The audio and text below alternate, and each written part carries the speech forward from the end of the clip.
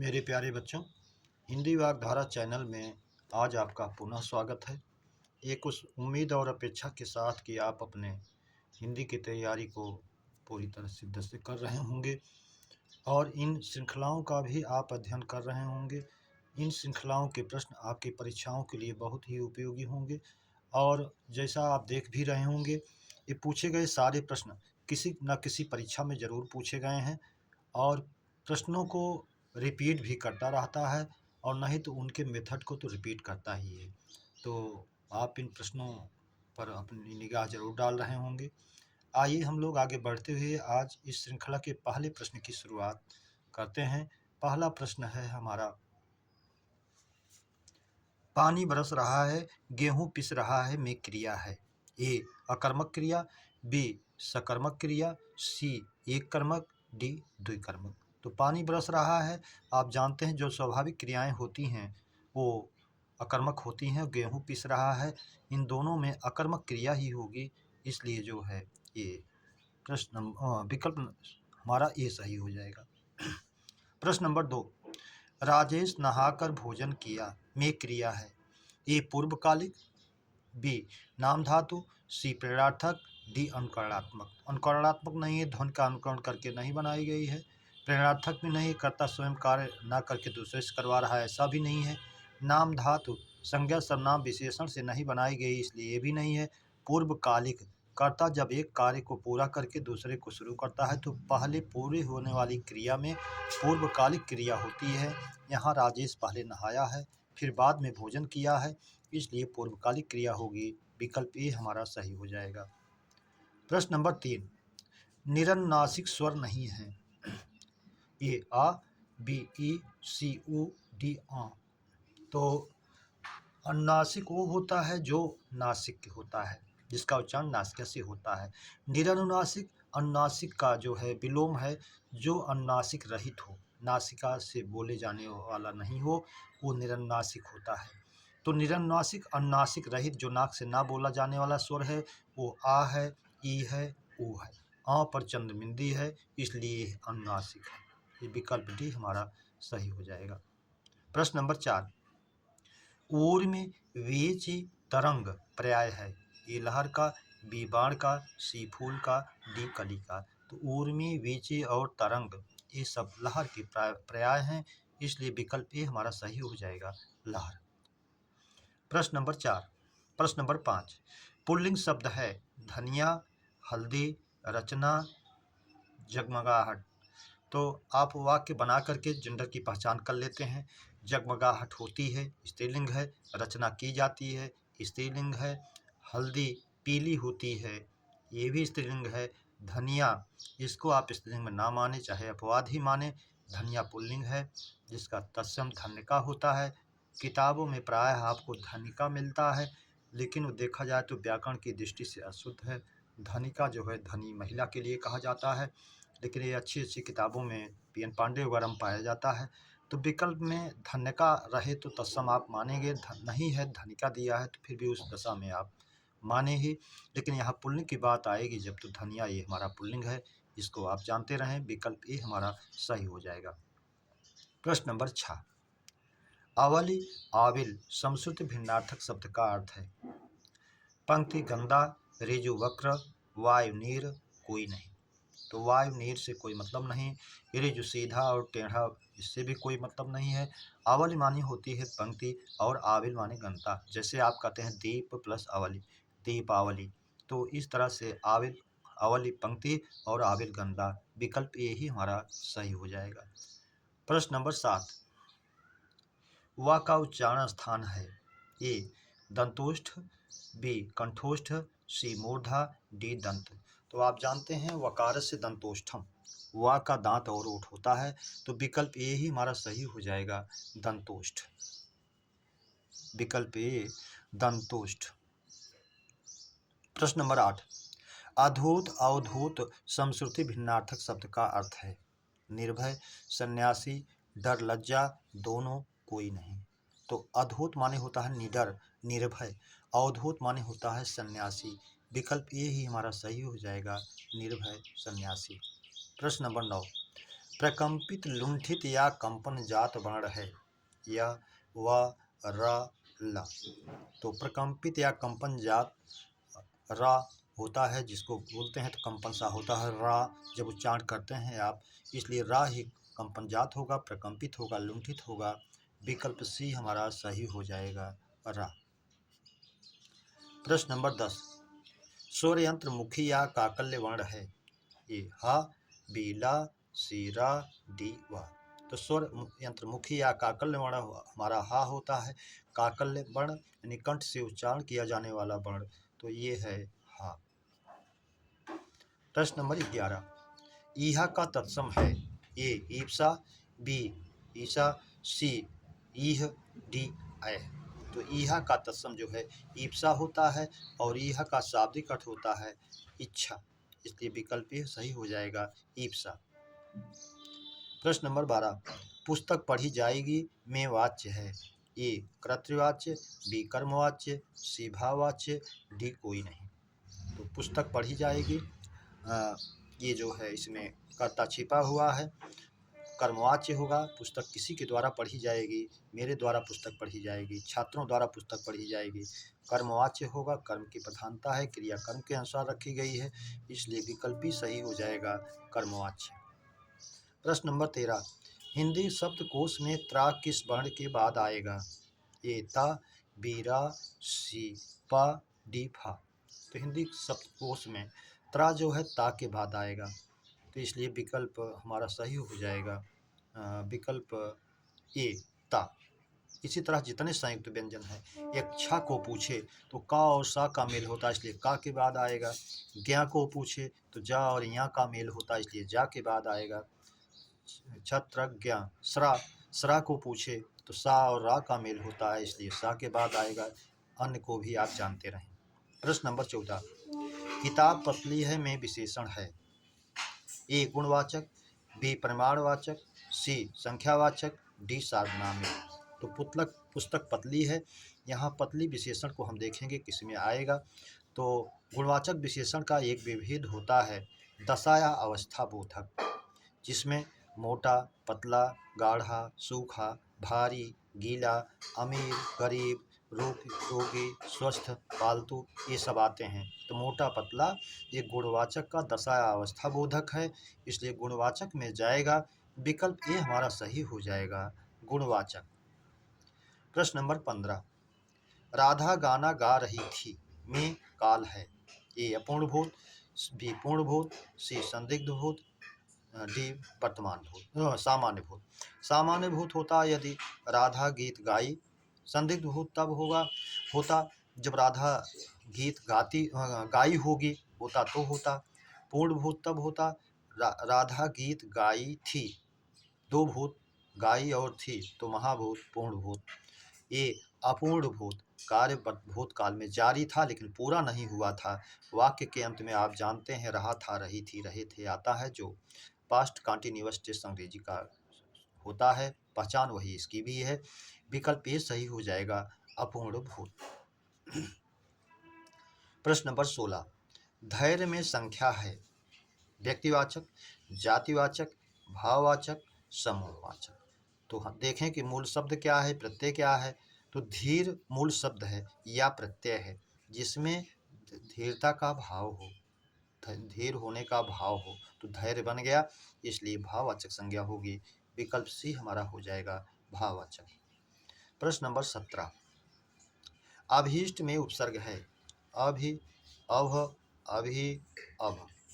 तो अभि इष्ट, इष्ट माने होता है चाहा हुआ, अभीष्ट चारों ओर से, सब हर तरह से, पूरी तरह से चाहा हुआ, तो अभि उपसर्ग हो जाता है, इष्ट मूल शब्द हो जाता है, हमारा उपसर्ग बनेगा अभि। ये संस्कृत का उपसर्ग है जिसको तत्सम उपसर्ग के रूप में भी आप जानते हैं। अगला प्रश्न है, जो मेहनत करता है वह सफल होता है,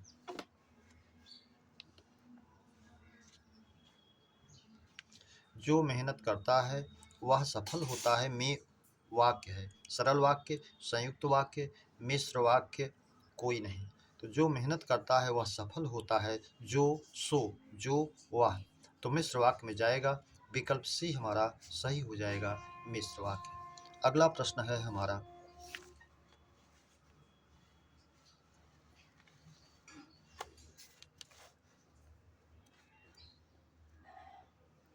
प्रश्न नंबर 19।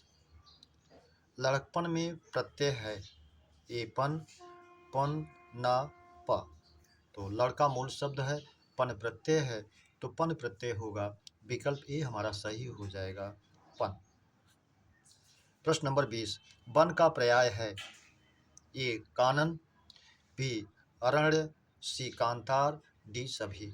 तो वन का हमारा जो पर्यायवाची होता है कानन भी है, अरण्य भी है, कांतार भी है, इसलिए विकल्प डी सही हो जाएगा, सभी।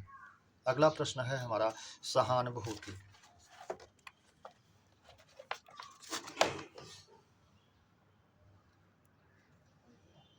सहानुभूति का संधि विच्छेद है सह प्लस अनुभूति, सह प्लस अनुभूति, और उसके बाद जो है सह प्लस अनुभूति, डी कोई नहीं। तो प्रश्न इसमें हमारा विकल्प ए ही सही हो जाएगा, सह प्लस अनुभूति। तो विकल्प ए सही हो जाएगा हमारा, सह प्लस अनुभूति।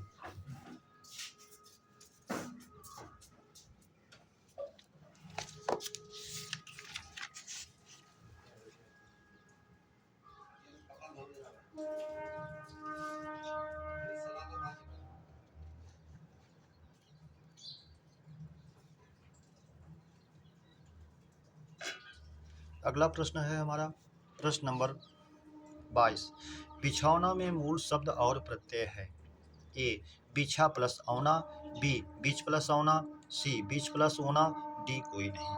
तो इसमें मूल शब्द है हमारा बिछा और इसका प्रत्यय है औना, इसलिए विकल्प ए सही हो जाएगा, बिछौना। प्रश्न नंबर 23। चालाक में मूल शब्द और प्रत्यय है ए चाल प्लस आक, चल प्लस अक, चला प्लस आक, डी सभी। तो चालाक में मूल शब्द है हमारा चाल और आक प्रत्यय है, इसलिए विकल्प ए ही सही हो जाएगा, चाल प्लस आक। प्रश्न नंबर 24। हिंदी में कृत प्रत्ययों की संख्या है ए 28, बी 29, सी 30, डी 31। तो हिंदी में कृत प्रत्ययों की संख्या प्रायः बहुत निश्चित नहीं मानी जाती है, लेकिन आयोग ने एक बार 28 ही माना था, इसलिए आपको भी 28 मानना चाहिए।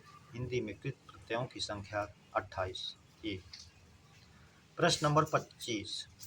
शांत का विलोम है ए अशांत, बी उद्विग्न, सी उत्तेजित, डी सभी। तो शांत का विलोम अशांत भी है, उद्विग्न भी है, उत्तेजित भी है, इसलिए विकल्प डी सही हो जाएगा, सभी। प्रश्न नंबर 26। प्रभावी का विलोम है ए अप्रभावी, बी निष्प्रभावी, सी प्रभाव शून्य, डी सभी। तो प्रभावी का भी जिसका प्रभाव हो विलोम होगा अप्रभावी, जिसका प्रभाव ना हो निष्प्रभावी, प्रभाव रहित, प्रभाव शून्य, प्रभाव से रहित, इसलिए विकल्प डी सभी सही हो जाएगा, डी। प्रश्न नंबर 27। इष्ट प्रत्यय युक्त है ए बलिष्ठ, सी वरिष्ठ, बी वरिष्ठ, सी गरिष्ठ, डी सभी। तो इष्ट प्रत्यय युक्त जो है बलिष्ठ भी है, वरिष्ठ भी है, गरिष्ठ भी है, सभी है, विकल्प डी हमारा सही हो जाएगा, सभी। इसे आप वर्तनी शुद्धि में भी जानते रहिए कि किसमें वो इष्ट जुड़ता है, किसमें इष्ट जुड़ता है। तो इष्ट वाले तीनों शब्द बलिष्ठ, वरिष्ठ और गरिष्ठ आप ध्यान में रखें। प्रश्न नंबर 28। अग्न्या पर्याय है अग्न्या ए गाय, बी बकरी, सी दोनों, डी कोई नहीं। तो घन मूल शब्द है, घन माने होता है मारना। अब घन से बना अग्न, जिसको ना मारा जाए उसी से अग्नि, अग्न्या बन गया। तो जो मारने योग्य ना हो, अर्थात ए गाय, बी बकरी, तो गाय में को ही माना जाता है, जो मारने योग्य नहीं, इसलिए विकल्प सही हो जाएगा, गाय। प्रश्न नंबर 29।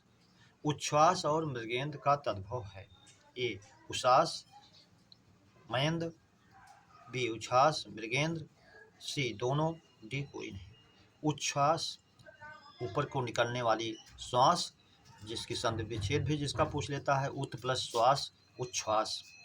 और मृगेंद्र जो है ये महेंद्र का तत्सम है और इसका तद्भव है उषास, इसका है मयंद। तो विकल्प ए हमारा उषास और मयंद ही सही हो जाएगा। उच्छ्वास मृगेंद्र इसका तत्सम हो जाएगा। प्रश्न नंबर 30, परीक्षा केंद्र और रसोई घर में समास है। ए तत्पुरुष, बी कर्मधारय, सी द्वंद्व, डी कोई नहीं। तो परीक्षा केंद्र, परीक्षा के लिए केंद्र, रसोई घर, रसोई के लिए घर, जो तत्पुरुष के संप्रदान तत्पुरुष का विभेद है, इसलिए तत्पुरुष में ही जाएगा। विकल्प ए हमारा सही हो जाएगा, तत्पुरुष। प्रश्न नंबर 31, अंधे की लकड़ी होना मुहावरे का अर्थ है। ए एकमात्र सहारा, बी प्रार्थी होना, परिश्रमी होना, डी कोई नहीं। तो अंधे की लकड़ी एकमात्र सहारा, विकल्प ए ही हमारा सही हो जाएगा। प्रश्न नंबर 32, पुल्लिंग शब्द है। दंपति, सरसों, संतान, लस्सी। तो लस्सी पी जाती है, संतान अच्छी संतान होती है, सरसों काटी जाती है, पीली सरसों में तेल अधिक होता है। तो स्त्रीलिंग तीनों हो गए। दंपति, दंपति आप पुल्लिंग में ही माने, क्योंकि स्त्री और पुरुष का जोड़ा माना जाता है, जिसमें पुल्लिंग स्त्रीलिंग के शब्द दोनों हो उसको पुल्लिंग में ही मानते हैं। तो चाहे दंपति कहे या दंपति कहे, दोनों वर्तनी की दृष्टि से शुद्ध हैं और स्त्री पुरुष का जोड़ा होता है। दंपति आए हैं, ये नहीं कि दंपति आई हैं, इसलिए विकल्प ये सही होगा, दंपति। प्रश्न नंबर 33, सरोरुह सिरोरुह समश्रुति भिन्नार्थक शब्द का अर्थ है। सरोरुह सिरोरुह समश्रुति भिन्नार्थक शब्द का अर्थ है। सरोरुह विकल्प है कमल, बाल, तालाब, तंतु, तड़ाग, तुहिन, डी कोई नहीं। तो सरोरुह, सर में रूह माने उत्पन्न होने वाला, रूह का शाब्दिक अर्थ आप जान लीजिए, तंतु के रूप में होने वाला। सरोरुह तालाब में तंतु के रूप में होने वाला, अर्थात तंतु के रूप में कमल नाल होता है, निकलता है, कमल होता है, तो कमल हो जाएगा। सिरोरुह सिर पर तंतुओं के रूप में होने वाला, अर्थात बाल होता है, तो बाल हो जाएगा। इसी तरह रूह को आप अन्यत्र भी शब्द कॉन्सेप्ट जानकर बना सकते हैं, जैसे तनोरुह शरीर में उत्पन्न होने वाला, अर्थात बाल होता है। तो अन्य अन्य भी सरोरुह, सिरोरुह, भूरुह भूम से तंतुओं के रूप में होने वाला पेड़ बना सकते हैं आप। तो जहाँ भी रूह आए उसका अर्थ तंतुओं के रूप में होने वाला आप जाने। तो तालाब से तंतुओं के रूप में कमल, सिर से तंतुओं के रूप में बाल, विकल्प ये हमारा सही हो जाएगा। प्रश्न नंबर 34, तत्काल कविता करने वाला। कवि वाक्यांश का एक शब्द है। आशुलिपिक, आशुकवि, आशुतोष, आशुभ, आशुभ। तो इसमें आप देखें, आशुलिपिक वह लिपिक जो शीघ्रता से टंकण का काम करे, आशुकवि वह कवि जो तत्काल कविता कर सके, इसलिए विकल्प भी सही हो जाएगा। आशुतोष जो तुरंत संतुष्ट हो जाए, खुश हो जाए, वो भगवान शंकर का पर्यायवाची होता है। आशु शीघ्र गमन करने वाला ये बाण का पर्यायवाची हो जाता है। इस तरह से हमारा विकल्प भी आशुकवि जो तत्काल कविता कर सके हो जाता है। अगला प्रश्न है हमारा प्रश्न नंबर 35, भ्रमर का पर्याय है। ए भृंग, बी मधुप, सी द्विरेफ, डी सभी। तो भ्रमर का पर्याय भृंग भी भृंग भृंग करके गमन करता है। गा को आप जानते रहें, गमन करने के भाव में आता है, चाहे आशुक कहें चाहे भृंग कहें, तो जो भी होगा ये गमन के भाव में जाएगा। गा तो भृंग भृंग भृंग की आवाज़ करने अर्थात भौरा। मधु मधु का पान करने वाला अर्थात भौरा। द्विरेफ जिसके शब्द में दोहरा आता है, भ्रमर में दोहरा है, द्विरेफ कहा गया। डी सभी, इसलिए सभी पर्यायवाची है भ्रमर का, विकल्प डी हमारा सही हो जाएगा। अगला प्रश्न नंबर है 36, जो प्रत्यय संज्ञा सर्वनाम और विशेषण में जुड़ते हैं वो कहलाते हैं कृदंत, तद्धित, कत, कोई नहीं। तो जो प्रत्यय क्रियाओं में जुड़ते हैं वो कृदंत कहलाते हैं, और जो प्रत्यय संज्ञा सर्वनाम विशेषण में जुड़ते हैं वो तद्धित कहलाते हैं। तो यहाँ संज्ञा सर्वनाम विशेषण की चर्चा की गई है, इसलिए विकल्प भी सही हो जाएगा, तद्धित।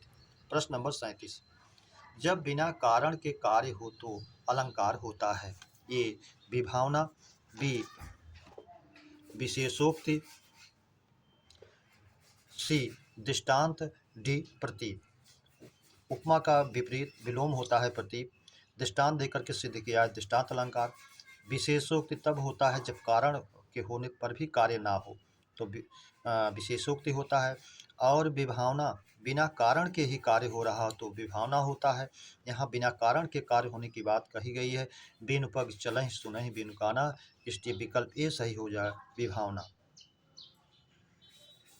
प्रश्न नंबर 38, वह अलंकार जिसमें एक ही वस्तु का वर्णन कई प्रकार से किया जाए। उल्लेख, भ्रांतिमान, प्रतीप, उपमा। ये उल्लेख होगा जब एक ही वस्तु का उल्लेख कई प्रकार से किया जाए। जैसे ईश्वर का वर्णन करते समय तू रूप है किरण में, सौंदर्य है सुमन में, तू प्राण है पवन में, विस्तार है गगन में, तू ज्ञान हिंदुओं में, ईमान मुस्लिमों में, तू प्रेम क्रिश्चियन में, है सत्य तू सुजन में। यहाँ ईश्वर का उल्लेख वर्णन एक ही चीज का, एक ही वस्तु का अनेक प्रकार से किया गया है, इसलिए उल्लेख अलंकार है। विकल्प ए हमारा सही हो जाएगा। मेरे प्यारे बच्चों, इस श्रृंखला के प्रश्नों की चर्चा पर चर्चा हम लोगों ने किया। उम्मीद करता हूँ ये श्रृंखला आपको अच्छी लगी होगी, तो इसे अपने मित्रों को सब्सक्राइब, लाइक और शेयर अवश्य कराएं। अगली श्रृंखला के मिलने तक आप सभी को हृदय से धन्यवाद। जय हिंद।